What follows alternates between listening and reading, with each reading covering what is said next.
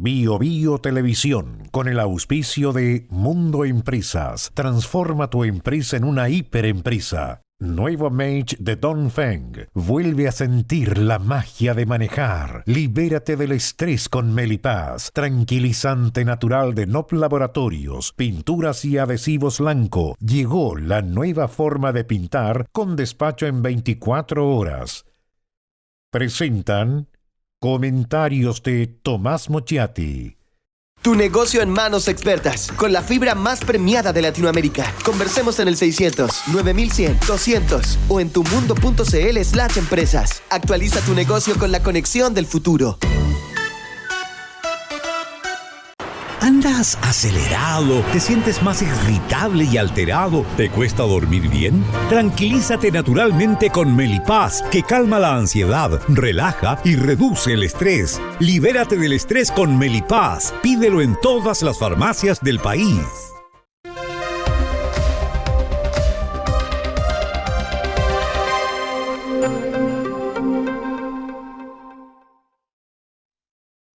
Aunque no sea tan conocida como los políticos que han gozado por años de más difusión pública, es posible que hoy sea difícil encontrar a alguien de la clase política de mayor prestigio público que la contralora Dorothy Pérez. Egresada de la Facultad de Derecho de la Universidad de Chile, estudiosa y trabajadora, sin abolengo conocido, casada con un carabinero piloto de helicóptero en retiro, desde que asumió viene dando que hablar. Porque hace rato, que a cada rato, perdone la tautología, que la Contraloría emite informes y dictámenes con una velocidad hace mucho tiempo desconocida. Pérez fue Contralora General de Valparaíso, de la región de Valparaíso, con 31 años, la más joven en ese cargo en la historia, y ahora es la primera mujer en el cargo de Contralora General de la República. Quiero recordar algunas cosas. El contralor anterior, Jorge Bermúdez, que gozaba de la simpatía de quienes hoy gobiernan, quedará para los historiadores resolver si esas simpatías eran recíprocas, quiso despedir a Dorothy Pérez. Nunca un contralor se había enfrentado a una subcontralora. Bermúdez la quiso despedir desconociendo la ley orgánica de la Contraloría. Dorothy Pérez presentó un recurso de protección contra el contralor, el que fue acogido 3-0 en la Corte de Apelaciones y 5-0 en la Corte Suprema. Soy de los que cree que por una dignidad elemental, el contralor Jorge Bermúdez debió renunciar en ese momento, cuando 8 jueces en forma unánime le dijeron a él que tenía por misión interpretar la ley, que no era capaz de hacerlo con la norma orgánica del organismo que dirige, o sea, la ley orgánica de la Contraloría. Al igual que Jorge Bermúdez, el gobierno tampoco quería a Dorothy Pérez como contralora. Nunca un gobierno había demorado tanto en presentar un nombre al Senado como hizo Gabriel Boric. Casi un año estuvo sin proponer a alguien, porque no quería que fuera Dorothy Pérez. Y buscaron a alguien, a otro. Antes había habido subrogancias largas, no tanto como la de Dorothy Pérez, pero con nombres que fueron propuestos entre medio y rechazados, como el de Pablo Ruiz Tagle y Enrique Rajevich. Durante esta larga suplencia, Pérez le dio un nuevo impulso a la Contraloría. El primer día que asumió como Contralora subrogante, a las 8 de la mañana, tomó 2 decisiones. La primera, a través de resoluciones fundadas, largas. La primera, la creación de la División de Gobiernos Regionales y Municipalidades al interior del ente Contralor, con el fin de priorizar el control y respetar el principio de probidad administrativa, una unidad que existía antes que asumiera Jorge Bermúdez en 2015 y él la había eliminado. Y la segunda, ante un gabinete de Bermúdez que era enorme, dictó una resolución que dice: el gabinete y la Secretaría General para las labores de apoyo o soporte que realizan cuentan con una dotación de 363 personas, con 42 jefaturas, en tanto que existen unidades jurídicas regionales que solo cuentan con 2 o 3 abogados cada uno. Redujo de 263 personas a cerca de 40, ese gabinete enorme, y redistribuyó a los funcionarios para que fiscalizaran. Cuando Gabriel Boric la propuso finalmente como Contralora, casi no hubo oposición en el Senado. Y ahora, un recuerdo pequeño. Cuando Bermúdez perdió la batalla legal, pretendió que Dorothy Pérez no lo reemplazara cuando él se ausentaba. Por ley, Dorothy Pérez lo reemplazaba. Obviamente era la subcontralora. Entonces, ¿qué hizo el Contralor Bermúdez? Negoció con el gobierno de Sebastián Piñera vía Gonzalo Blumel. Hoy, ese Blumel, Gonzalo, en el comando de Evelyn Matei. ¿Y qué negoció?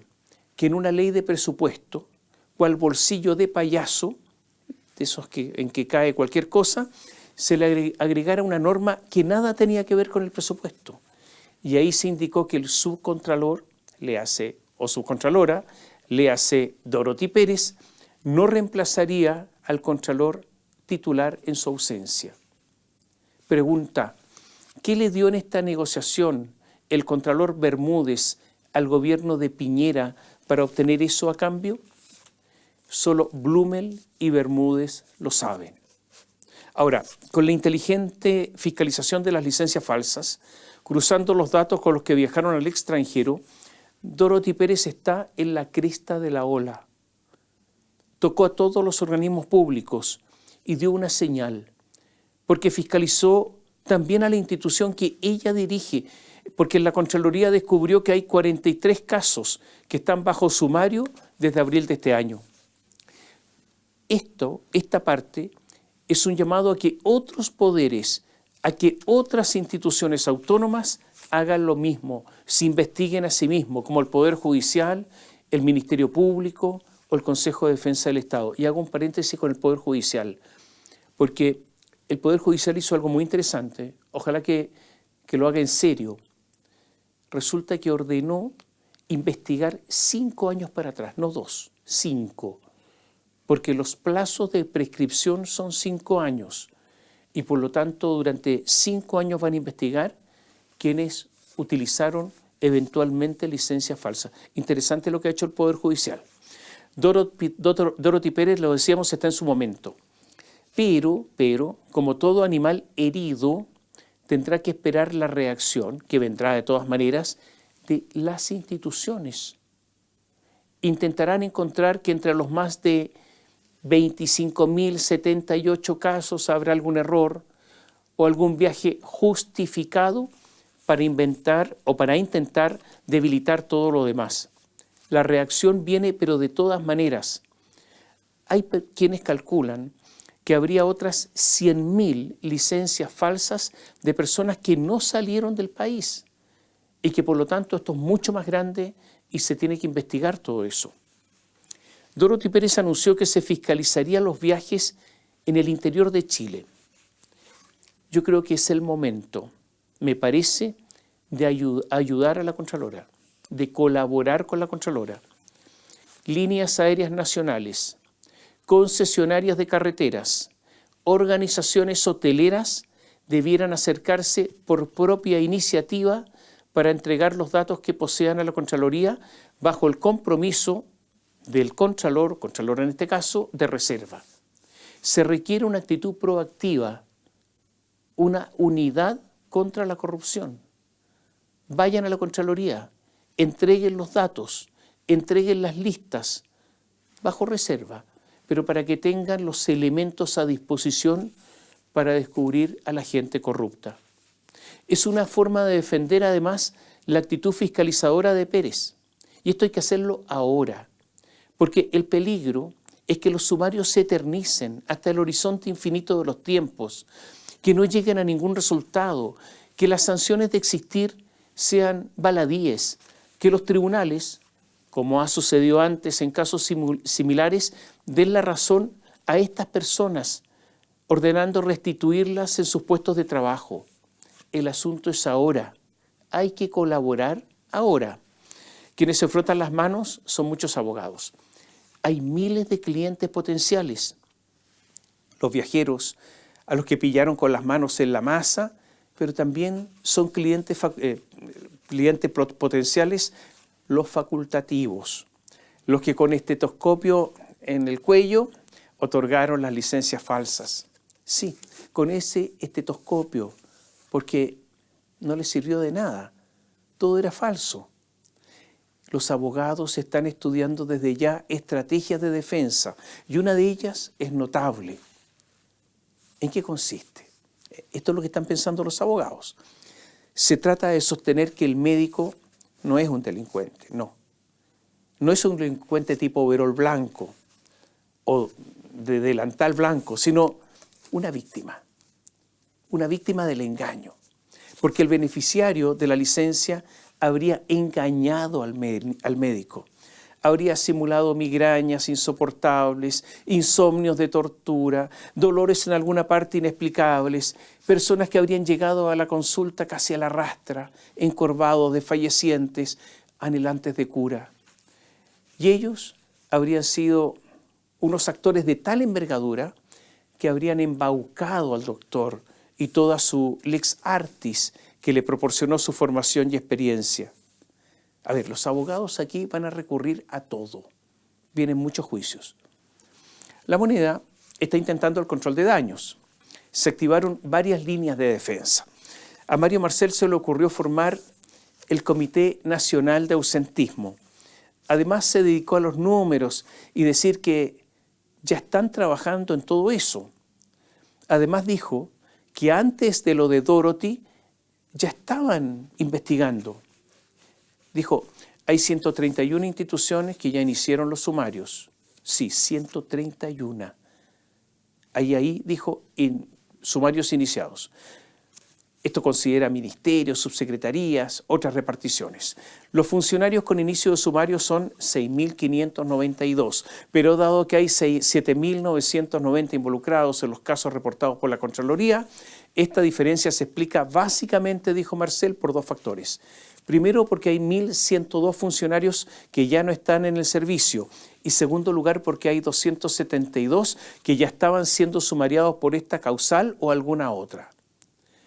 Él mismo dijo, siguió, estamos hablando de 12.503 casos en la administración central, excluyendo municipalidades y gobiernos regionales, que pueden dar lugar a más de una licencia por funcionario. Eso en términos de número de funcionarios equivale más o menos a 8.000. Hay personas, dijo, que ya no trabajan en esas instituciones, personas con sumarios abiertos por la misma causal y una misma licencia con entrada y salida, que es considerado como dos casos entre otros. Que haya funcionarios que ya sea que salieron en virtud de una situación disciplinaria o que ya se les estaba aplicando un sumario, da cuenta, escuche bien, que hay servicios públicos que sí estaban actuando. La línea de defensa del gobierno es que antes de lo de Dorothy ya estaban preocupados y actuando. Claro, es una defensa débil, poco creíble, poco sensata, incluso torpe. ¿Quién va a creer que el gobierno estaba actuando antes de todo esto? Tanto es así que la Contralora pegó de nuevo. ¿Qué dijo Dorothy Pérez? Escuche. Este tipo de cruce de base de datos es algo que ya se podía haber hecho desde los organismos que tienen labores de control. Dijo en referencia a la fiscalización de los viajes al extranjero que pudo realizar la CONPIN, FONASA y la Suceso, que en 2014, esta Suceso firmó un convenio con la Policía de Investigaciones para detectar estos casos. Esto lo dijo Dorothy Pérez. Esto es muy importante. Ese convenio, como tantos otros, además de comisiones, mesas de trabajo y todas esas cosas, quedó en nada. Sirvió solo para anunciarlo, para la conferencia de prensa clásica, para la felicitación. O sea, fue una cosa propagandística. Y atención, señores y señoras de derecha, porque su gobierno, el de Sebastián Piñera, tampoco hizo algo cuando podía hacerlo. A ver, le voy a explicar esta parte. El convenio entre la Policía de Investigaciones, la PDI, y la Superintendencia de Seguridad Social, la Suceso, de 2014 era muy bueno.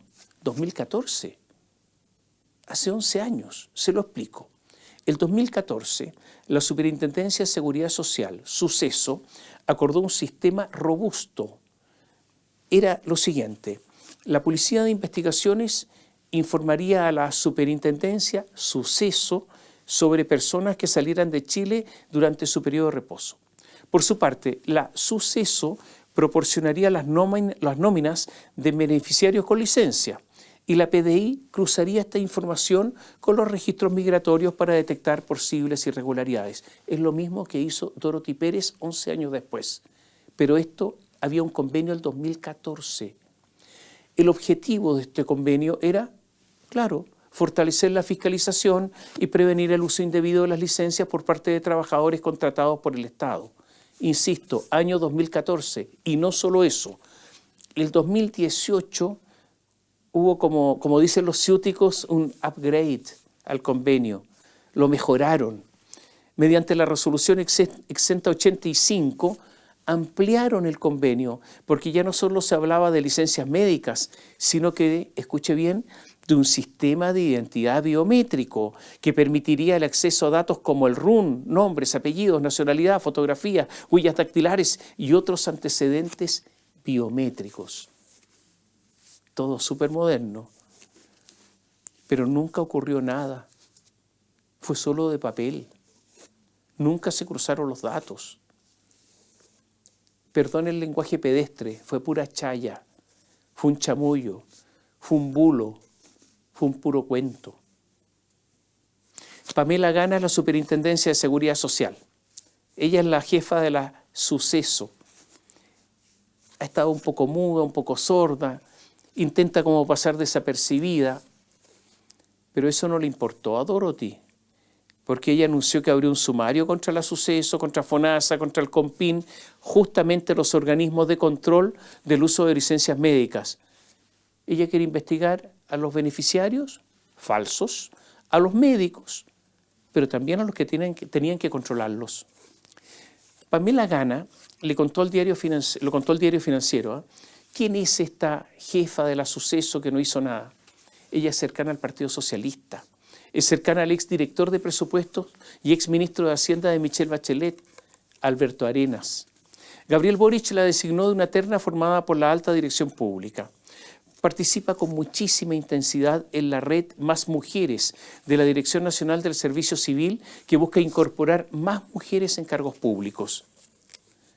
Ninguna de estas cosas, de todos estos antecedentes, le importó al presidente de la Comisión de Salud del Senado, Iván Flores, de la Democracia Cristiana. El senador Flores dijo, enojado: la Superintendenta de Seguridad Social, Pamela Gana, tiene que dar una explicación. No puede seguir estando mutis por el foro, dijo. Los senadores de la Comisión de Salud tenemos muchas preguntas que hacerle. Por eso la hemos citado a la comisión para el próximo miércoles. La superintendenta no puede pasar piola en este escándalo, dijo. Resulta inexplicable que, habiendo la Suceso firmado un convenio con la PDI justamente para verificar la salida del país de personas que estaban con licencia médica, no pasó nada. Pasaron 14 años hasta que la Contraloría hace esta denuncia pública con 35.000 licencias fraudulentas hechas por 25.000 personas, un verdadero portonazo al presupuesto del subsidio que entrega el Estado para apoyar a los trabajadores enfermos. Otro enojado fue el senador socialista Alfonso Urresti. Ocurre que la Comisión de Salud en el Senado realizó una sesión especial por el tema. Allí participó la contralora Dorothy Pérez. ¿Y qué dijo el senador Alfonso Urresti del Partido Socialista? Se preguntó en voz alta, ¿no está la Suceso? ¿Nadie asume la responsabilidad política acá? El convenio entre la Suceso y la PDI es una cosa que simplemente hay que usar datos, ni siquiera un software. La directora de Suceso me imagino que está poniendo su cargo a disposición o se le estará cayendo la cara de vergüenza. Eso es lo que dijo el senador Alfonso de Urresti. O sea, Urresti le pidió la renuncia. Pamela no solo estuvo muda, también estuvo sorda. Sorda como Tapia, porque de renuncia no se sabe nada. Pero Pamela Gana en algún momento algo dijo. Me corrijo, algo dijo. Miren, en su cuenta pública 2024, antes de que explotara todo esto, usted sabe, los funcionarios públicos dan su cuenta pública, una especie de homenaje a la burocracia. ¿Y qué dijo Pamela Gana a la superintendencia? Textual, año 2024, año pasado. La Suceso, dijo ella, cuenta con la Intendencia de Beneficios Sociales, IBS, que a través de la Unidad de Control de Licencias Médicas, UCLM, tiene el rol de asegurar el correcto funcionamiento y uso de licencias médicas y sancionar las conductas catalogadas de abusivas, es decir, la emisión de licencias sin un fundamento médico que respalde el reposo otorgado. Pura chaya. Como les decía, me corrijo un poco porque eso lo había dicho antes, pero dijo algunas cosas ahora. Ella ha dicho algo, no estaba en las instancias oficiales, pero algo dijo en su defensa. ¿Qué dijo? Nosotros no fiscalizamos a las personas que hacen uso de la licencia médica. Fiscalizamos e investigamos a los profesionales de la salud que puedan estar emitiendo licencias médicas sin fundamento. ¿Y por qué no lo hizo? Con esta defensa sale reprobada. Veamos lo que dijo en ADN. Desde hace un buen tiempo, entiéndase desde 2014, reforzado en 2018 y después haciendo gestiones, estuvimos tratando de tener acceso a los datos de la PDI. Como superintendencia no conocemos la entrada y salida del país, pero tenemos un convenio que nunca se ha podido llevar a cabo y esperamos que esta sea una oportunidad para que la PDI pueda entregar la información. O sea, dijo que trató pero no pudo, que lo intentó pero fracasó, que su aspiración no se concretó. Uno de los símbolos de los personajes casados y renunciados, casados con Z, y renunciados es Raúl Domínguez, un amigo de la juventud de Gabriel Boric en Punta Arenas. Fueron compañeros en el colegio privado británico The British School. Siendo jóvenes, formaron parte del movimiento Intransigencia Izquierda Insurreccionista. Este ingeniero Usach estaba en un cargo técnico, jefe de la División de Política Regulatoria y Estudios de la Subsecretaría de Telecomunicaciones, pero cuyo nombramiento, si usted lo adivinó, no es técnico, es político. Este jefe recibía un sueldo cercano a los 7,3 millones de pesos, aumentado en 1 millón porque desempeñaba una función crítica. El señor el de la función crítica, se fue a Europa con licencia. ¿Pero por qué él es un símbolo? Porque estaba siendo investigado en el ministerio desde el 24 de julio de 2023. Y había una investigadora, ella se llama Denise Ramírez Parra. Pero igual que Pamela Gana, la superintendencia de la Suceso, Denise Ramírez también lo intentó, pero no lo logró. Es simbólico porque desmiente a Mario Marcel de que estaban haciendo las cosas antes. No estaban haciendo nada, eran apariencias. Y en este caso había un sumario que se prolongaba y prolongaba en el tiempo, seguramente hasta el término de este gobierno, porque ahí el señor que tiene un cargo político tenía que renunciar. El choclo se está desgranando. Veamos algunos casos de gente más o menos conocida que han renunciado. Eric Orellana Jorquera, director regional del Servicio Nacional del Consumidor CERNAC de Valparaíso. Alcanzó a estar 3 meses en el cargo cuando lo pillaron. Luz Bermúdez, exdelegada presidencial de Magallanes, expresidenta del Partido de Convergencia Social, el partido del presidente Boric, muy cercana al presidente, tuvo que irse. Mauricio Tapia, militante del Frente Amplio, también amigo del presidente, también de Punta Arenas, quien hasta el martes se desempeñaba como jefe de gabinete del Ceremi de Desarrollo Social de Magallanes. Recordemos a Marco Barraza, militante comunista, exministro, ex jefe de gabinete de Iracy Hasler en la alcaldía de Santiago y que trabajaba ahora en el Ministerio del Trabajo junto a Janet Jara. Él ha respondido en todo caso, ha dicho que todo es falso. Esto habría ocurrido mientras trabajaba con Iracy Hasler en el municipio. Mario Desbordes defendió los sumarios realizados desde el municipio de Santiago y dijo: lamento las declaraciones del señor Barraza, son una vergüenza. Carmen Monsalve, ella es hermana del ex subsecretario del Interior, de Manuel Monsalve, actualmente imputado por violación y abuso sexual. Carmen Monsalve es una enfermera y era la intendenta de prestadores de salud de la Superintendencia de Salud. La intendenta. Pero sigue la subsecretaría, o sea, renunció a las funciones, pero no a la subsecretaría. Carmen Monsalve, textual, dijo cuál era su trabajo: gestionar los sistemas de evaluación y aseguramiento de la calidad asistencial a través de la administración de los procesos de acreditación de prestadores institucionales y conocer y resolver los reclamos sobre dichas materias. Ya no está. En la superintendencia, en ese cargo, sigue en el lugar, o sea, sigue la superintendencia, no en el cargo. María Teresa Gajardo era funcionaria de la Superintendencia de Educación de la región de Valparaíso y hermana del ex fiscal Carlos Gajardo. Es una ingeniera comercial, militante de la Democracia Cristiana. Patricio Baronti, él era gerente corporativo de personas del metro, era uno de los ejecutivos pesos pesados del metro, 14 millones de pesos al mes, se tuvo que ir. Cristian Cartes era seremi de deportes de la región del Biobío, militante de la Federación Regionalista Verde Social. Él había reemplazado a Andrea Saldaña, que desde el deporte había saltado a ser jefa regional de Mejor Niñez. Son buenos para todo aquí. Junto con informar de la renuncia, la Seremi de Deportes del Biobío comunicó que ahí en la Seremía, ya estaba constituido el Comité Local de Ausentismo, para tranquilidad de ustedes y de todos nosotros.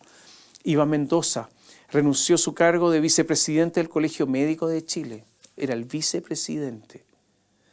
Antes, sí, hace tiempo, había justificado lo de las licencias falsas y con esa postura había llegado a ser vicepresidente del Colegio Médico. Aunque molesta a muchos facultativos, el Colegio Médico debiera revisarse, por ejemplo, ocultarse, pero a sí mismo. Eduardo Espinosa es alcalde de Macul y suspendió su militancia en Republicanos. Sí, era republicano este señor. El alcalde está en una lista, la de los 46 funcionarios del municipio que él dirige, él está ahí también, que están siendo indagados. Hay un juez de garantía, se llama Eduardo Fritz, renunció al cargo gremial, el de presidente regional del Maule, pero sigue siendo magistrado, eso está firme todavía. The Clinic habla de Constanza Gajardo, ella es militante de la UDI, una abogada que se desempeñó como asesora entre 2019 y 2020, hasta que en 2021 se estrenó como candidata a la Convención Constitucional por un cupo de la UDI, en una carrera que disputó en el Distrito 17. Le fue mal.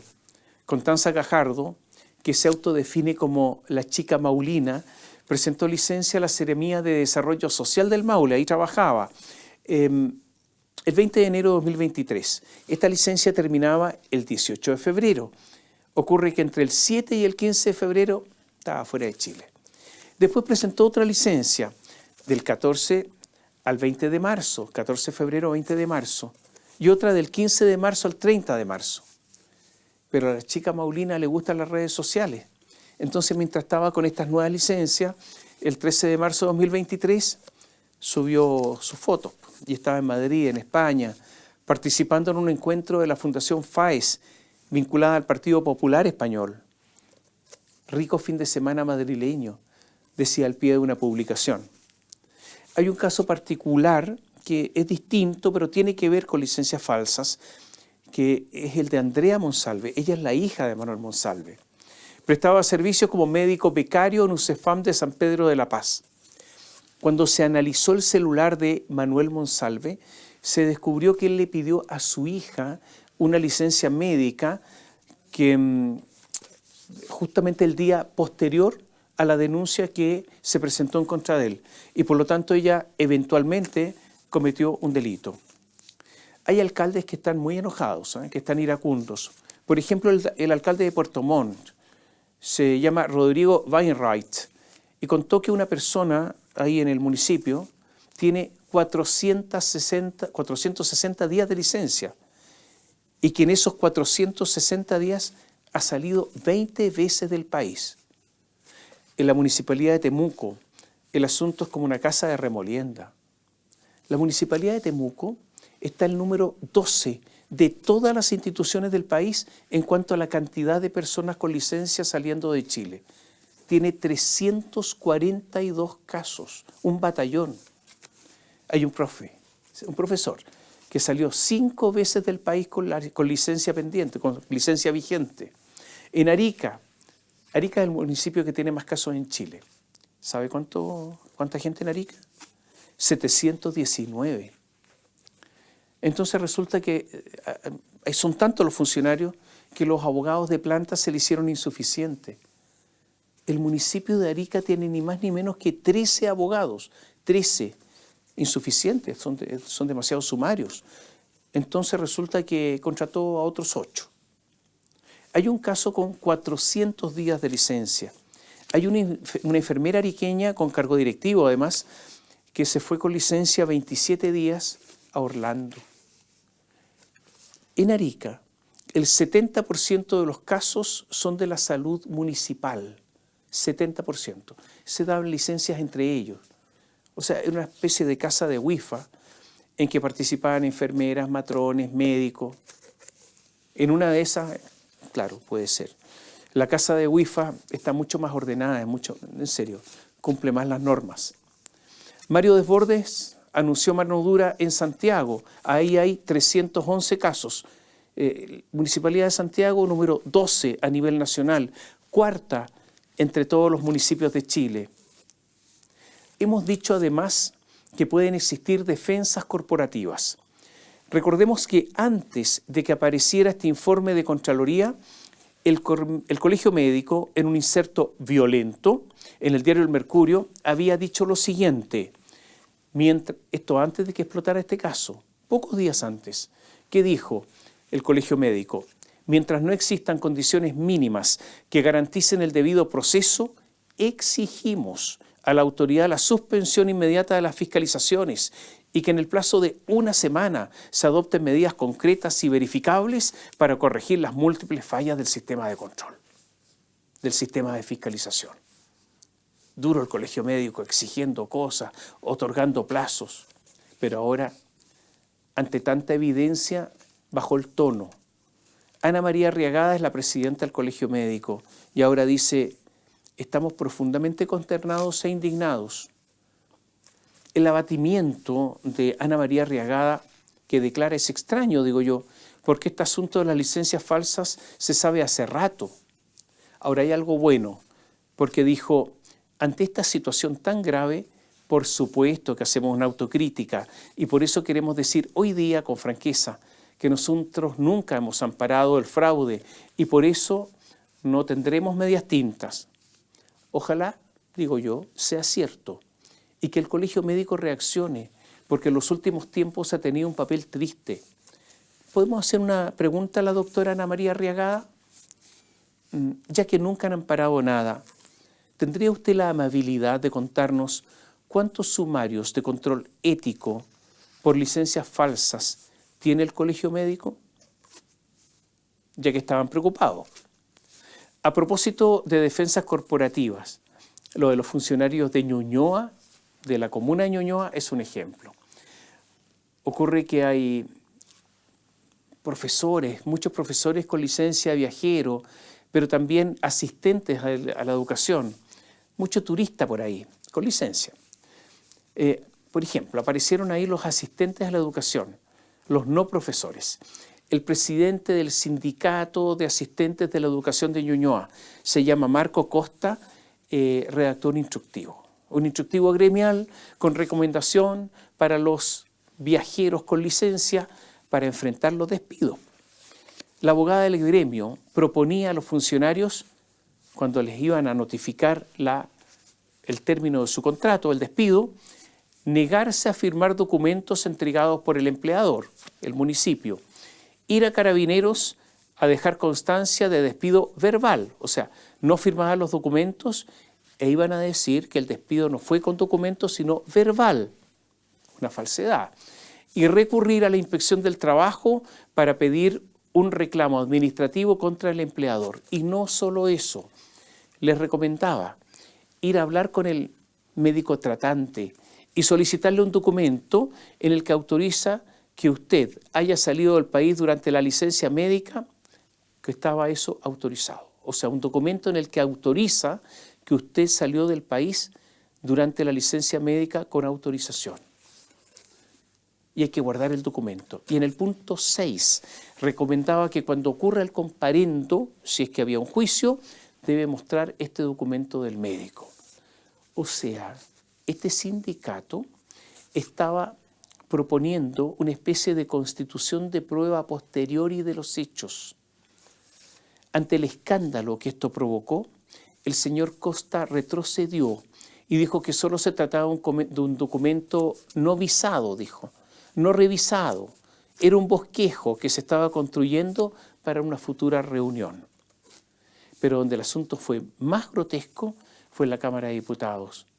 Ocurre que el presidente de la Cámara, el diputado José Miguel Castro, dijo: ya se encuentra en curso la realización de una investigación interna para determinar si existen funcionarios que, estando con licencia médica, hayan salido del país. O sea, anunció la investigación. Y reaccionaron algunos sindicalistas. Le respondieron así. Escuche bien, textual. La fiscalización anunciada comprendería, según lo señalado, un cruce de información con la Policía de Investigaciones de Chile y que dicha situación resulta preocupante, no solo por la forma en que ha sido comunicada públicamente, sin mediar instancia institucional alguna que lo anticipe o trabajo previo con los sindicatos, sino especialmente porque este tipo de procedimiento excede las atribuciones legales y constitucionales que posee la Cámara de Diputados en materia de solicitud de informaciones personales de los trabajadores parlamentarios. No solo eso, escuche bien, escuche por favor, dijeron que, textual, la Policía de Investigaciones no es un órgano subordinado a esta corporación, ni se encuentra obligada a entregar información sensible sobre desplazamiento de personas físicas a un poder del Estado que no forma parte del Ejecutivo y sin orden judicial que lo indique. A diferencia de los órganos de la Administración del Estado,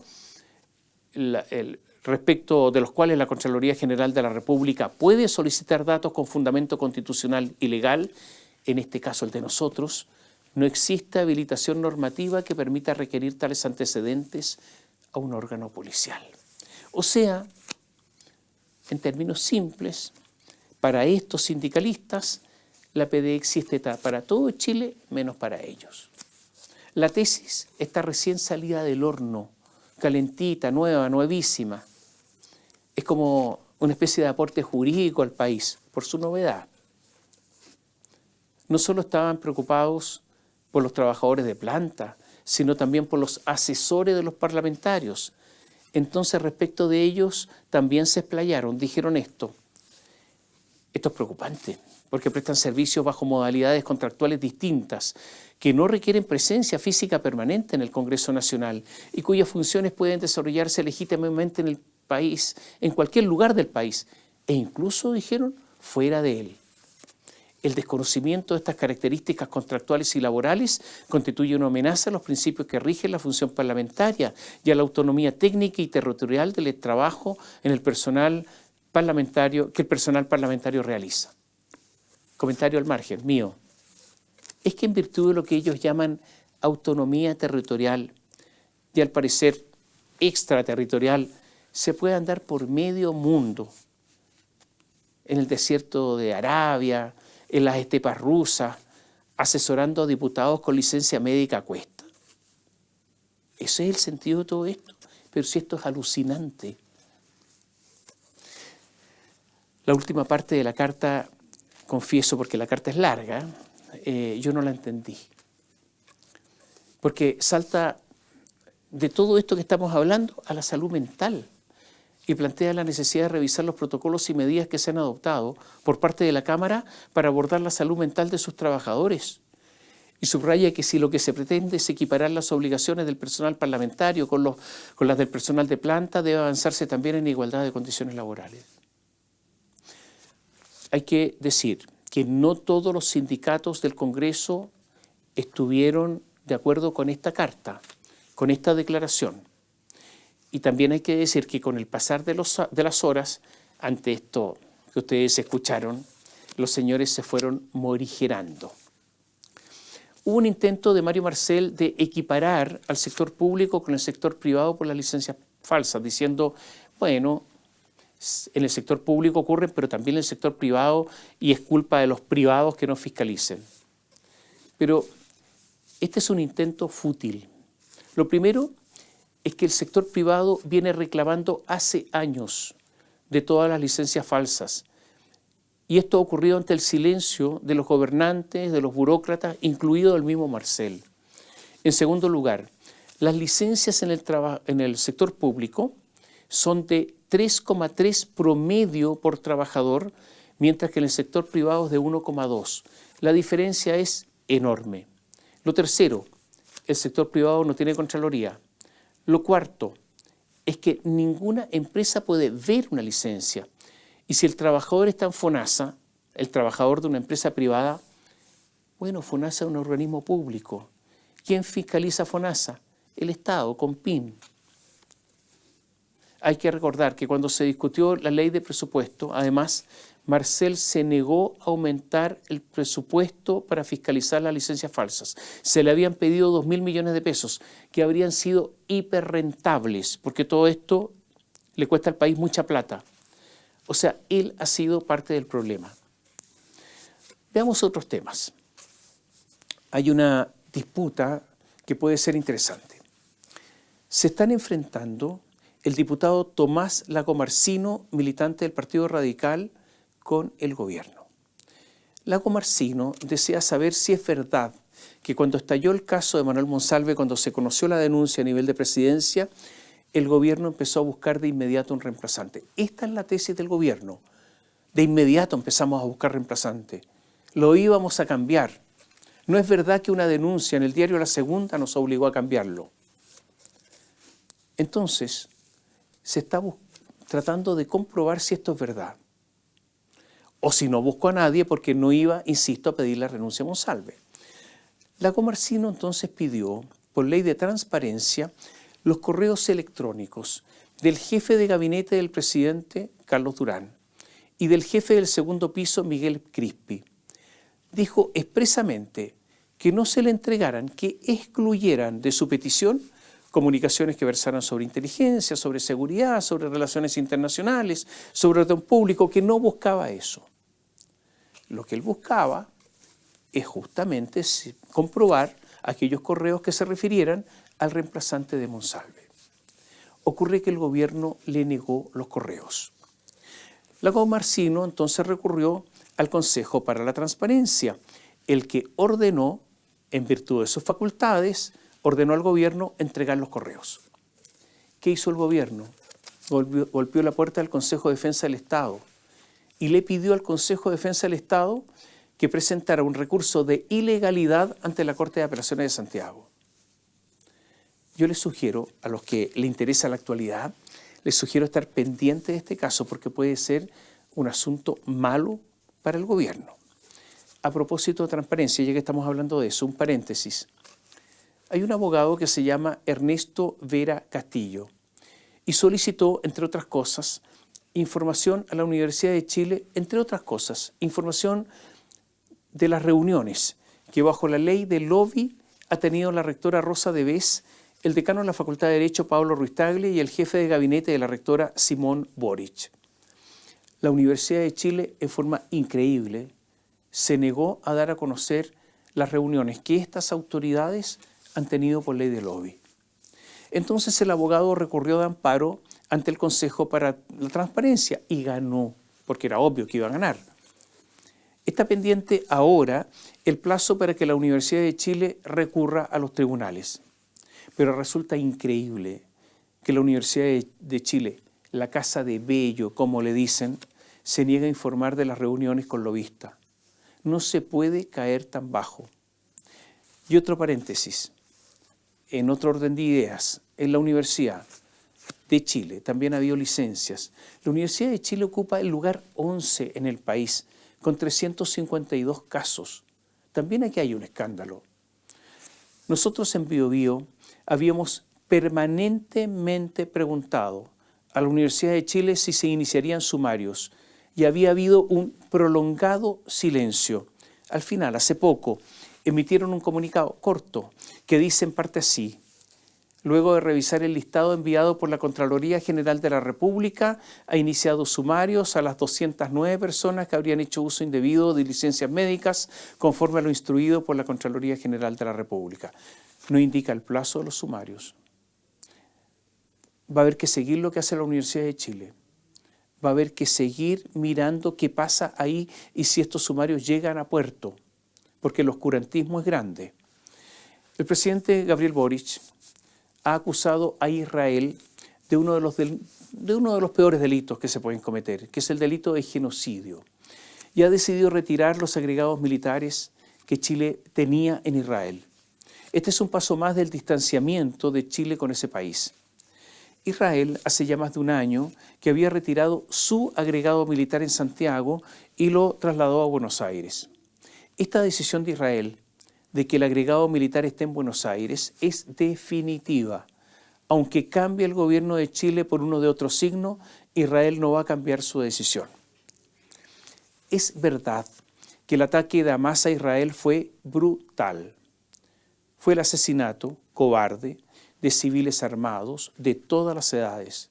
Un asesinato masivo de cerca de 1.200 personas. También secuestraron a otras personas. Muchas de ellas murieron en cautiverio y otras, pocas, todavía están secuestradas. Son evidentes y gravísimos atentados a los derechos humanos. Pero también es verdad que la reacción de Israel prolongada ha sido también brutal. No solo porque ha atacado una enorme cantidad de civiles, sino también por las decenas de miles de muertos que pesarán por muchos años. También es verdad que no todos en Israel apoyan esta matanza. Y es verdad que por razones de la dispersión electoral que hay en Israel, el gobierno sin el apoyo de los sectores radicales caería. También es cierto que en una política permanente, Israel, antes de estos sucesos, creaba nuevos asentamientos en territorios ocupados, alejándose así de cualquier paz aceptable y duradera. La idea de dos estados aleja. Son demasiados los que tienen como opción la violencia. Y hay otro problema que no solo involucra a los palestinos, sino que al mundo árabe, porque muchos de los que profesan la religión musulmana no solo excluyen a otros por las creencias, sino que simplemente son herejes. Imponen sus formas, sus costumbres en todas partes, incluyendo los países a los que han llegado y en los que han sido acogidos. Y están los ricos países petroleros, con intereses en muchos lugares en el mundo que financian grupos radicales. Son tan ricos que un asesino como el príncipe Mohammed bin Salman, que gobierna en la práctica Arabia Saudita y quien mandó a matar al periodista Jamal Khashoggi, lo que fue un escándalo internacional, hoy ha sido blanqueado y todos olvidan este asesinato y lo reciben y lo visitan porque el dinero manda y la influencia puede más. No es un misterio que el derecho internacional es permanentemente vulnerado y que los países chicos usan, por ejemplo, la Corte Penal Internacional, que es muy ineficaz, pero lo usan en defensa de los grandes países.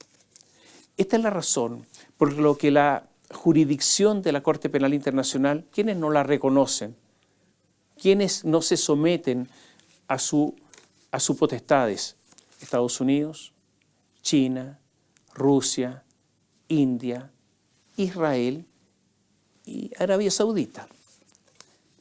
O sea, esa es una corte para nosotros, para los chicos. Este es el mundo internacional.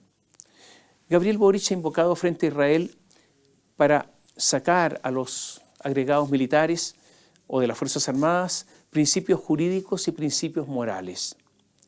Dijo que este es un asunto de humanidad. Y como les decía adelante, ha acusado a Israel de genocidio.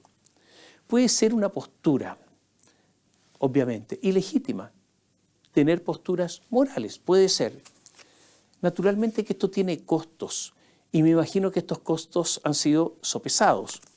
Lo que sí se debe exigir a Gabriel Boric, creo yo, es consecuencia, porque si no, la explicación dada esto de que es un asunto de humanidad sería solo la justificación para ocultar otra cosa, cualquier cosa que sea. Muchos se han preguntado, por ejemplo, ¿por qué Chile no retira su agregado militar en Moscú? Considerando que Rusia atacó a Ucrania y ha matado a miles de civiles en ataques indiscriminados contra ciudades. Claro, está el Partido Comunista que apoya a Rusia y que apoya a Putin y le crearía un problema interno. ¿Pero acaso no es el mismo problema que tiene Netanyahu con los radicales? Fuentes de gobierno, refrendados por el diputado del Frente Amplio Diego Sáez, han dado otra explicación. Han dicho que hay una cuestión que hace una gran diferencia. Esto es textual. Hay una cuestión que hace una gran diferencia entre Israel y Rusia. En Chile, dice, viven alrededor de 600.000 palestinos, personas chilenas de origen palestino que tienen esa nacionalidad y por lo tanto nuestro país tiene una responsabilidad en términos de cautelar el bienestar de nuestros conciudadanos también. O sea, los principios se reducen a un asunto de número. La torpeza puede ser grande en algunas ocasiones. Por ejemplo, un ejemplo histórico, el retiro de embajadores que hicieron países después del golpe de Estado en Chile. En 1973, entonces, según ese diputado del Frente Amplio, no se habría justificado porque los chilenos éramos pocos y afuera menos. O sea, si de números se trata, el asunto no funciona. ¿Se da cuenta el nivel de los diputados? Ahora, ¿por qué tenemos en estos instantes, por ejemplo, agregado militar concurrente en Nicaragua, el país del dictador Ortega? ¿Acaso no habría que retirarlo? Naturalmente que esta decisión respecto a Israel va a tener costos. Ha habido operaciones de inteligencia de Israel respecto a Chile que benefician a Chile y también ha habido operaciones de inteligencia chilenas que han beneficiado a Israel. Esto ha ocurrido. ¿Hay equipamiento israelita? Sí. El ejército usa un sistema de mando y control llamado Torch. El ejército usa fusiles Galil, también misiles guiados antitanques Spike y el sistema de cohetes de largo alcance LAR-160. ¿Se utilizan aviones no tripulados? Sí, los aviones Hermes. El Sistema Nacional Satelital, a cargo de la FACH, se adjudicó a una empresa que se llama ImageSat International, israelita, un contrato de $120 millones. Esta es una iniciativa que contempla la construcción de 10 satélites, 8 de los cuales deberían ser fabricados en Chile.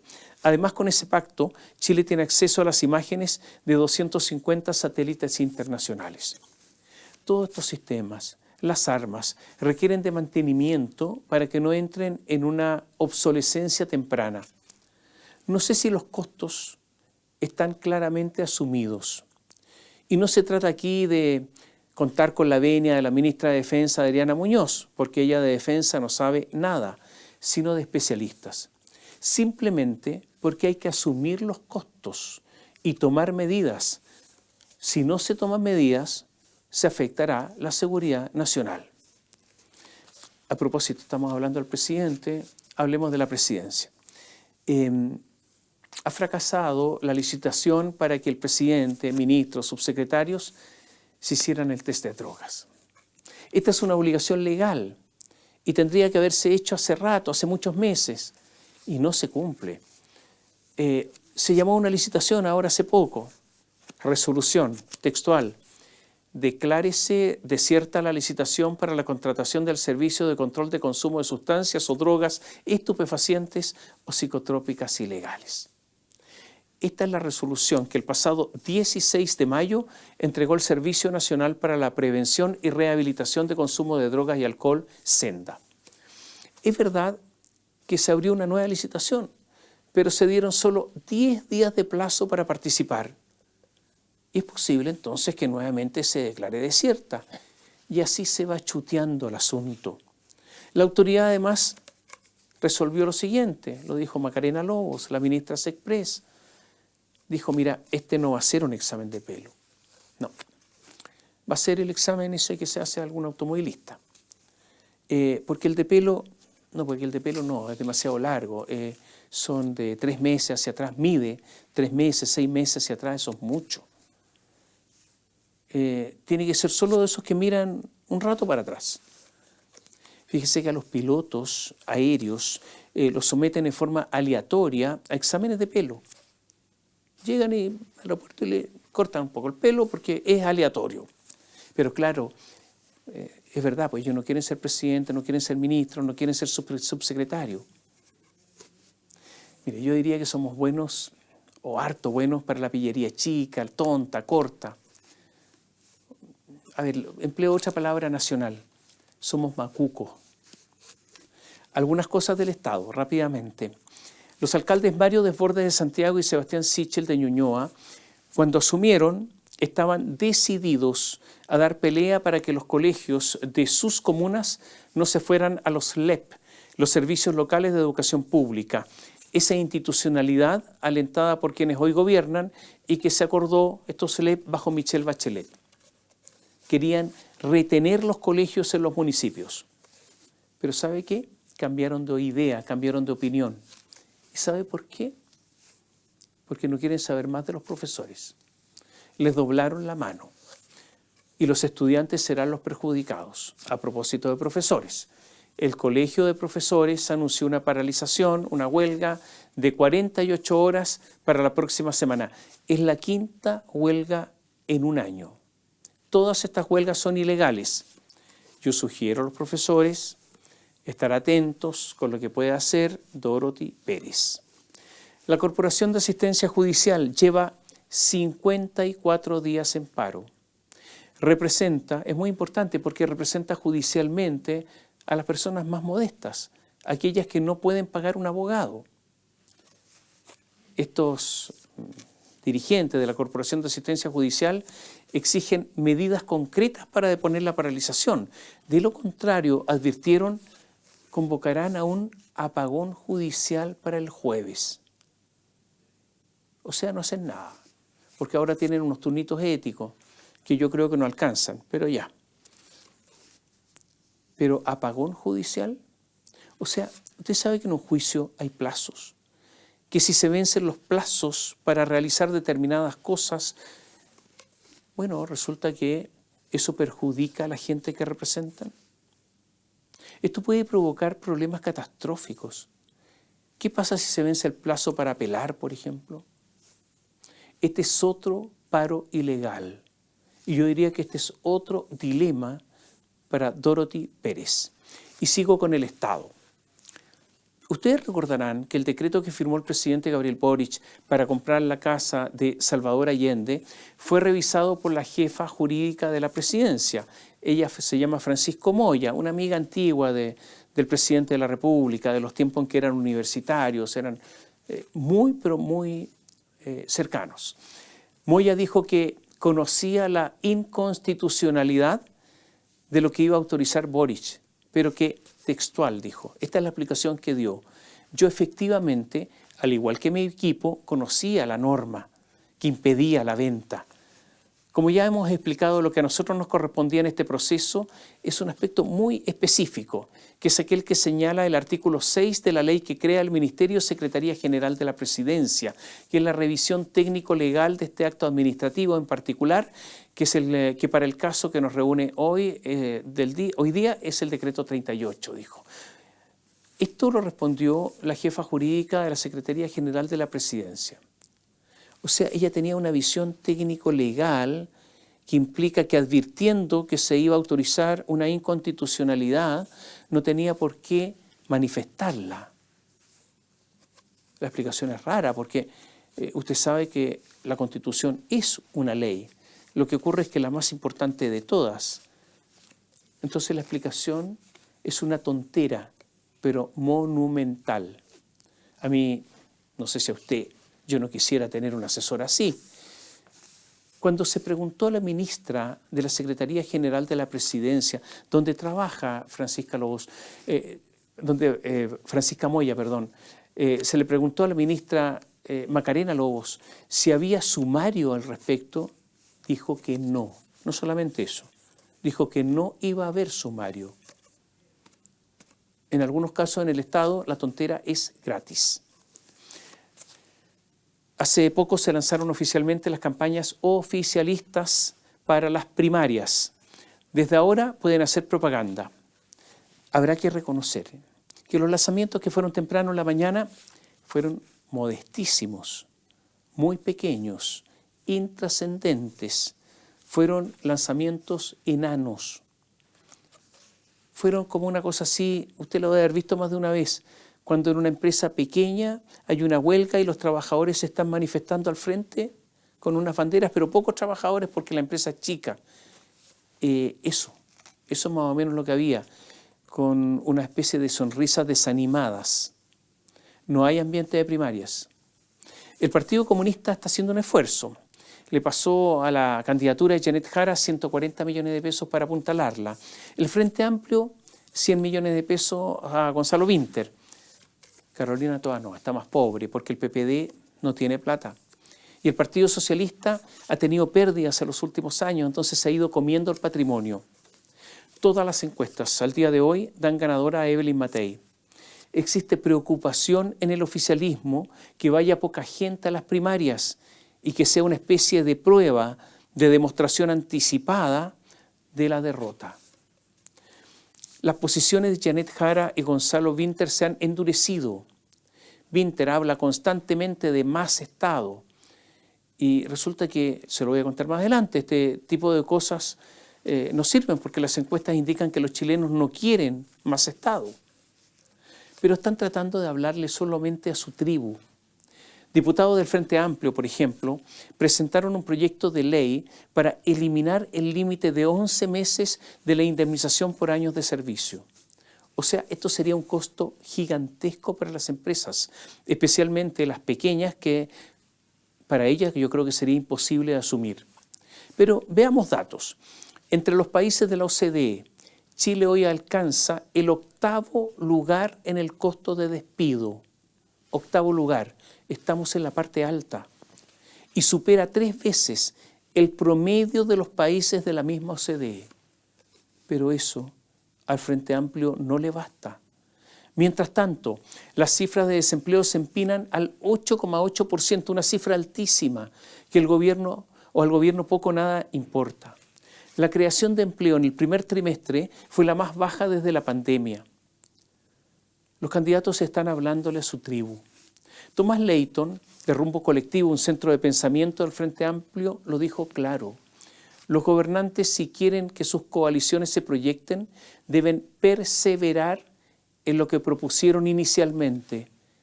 O sea, todo vuelve al principio. Esa historia que aprendimos, de que cambiamos, ese tipo de cosas ya no sirve.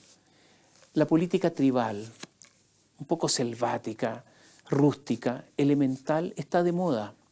Hay una encuesta de Black and White que señala que el 74% considera que se debe reducir el tamaño del Estado y 66% estaría por apoyar a un candidato que lo proponga.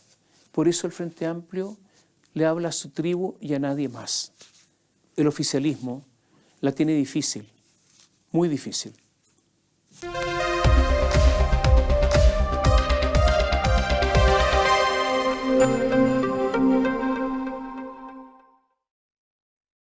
Bio Bio Televisión, con el auspicio de Mundo Empresas, transforma tu empresa en una hiperempresa. Nuevo Mage de Dongfeng, vuelve a sentir la magia de manejar. Libérate del estrés con Melipaz, tranquilizante natural de Nop Laboratorios, pinturas y adhesivos Lanco. Llegó la nueva forma de pintar con despacho en 24 horas. Presentaron comentarios de Tomás Mochiati. Tu negocio en manos expertas, con la fibra más premiada de Latinoamérica. Conversemos en el 600 9100 200 o en tumundo.cl/empresas. Actualiza tu negocio con la conexión del futuro. ¿Andas acelerado? ¿Te sientes más irritable y alterado? ¿Te cuesta dormir bien? Tranquilízate naturalmente con Melipaz, que calma la ansiedad, relaja y reduce el estrés. Libérate del estrés con Melipaz. Pídelo en todas las farmacias del país.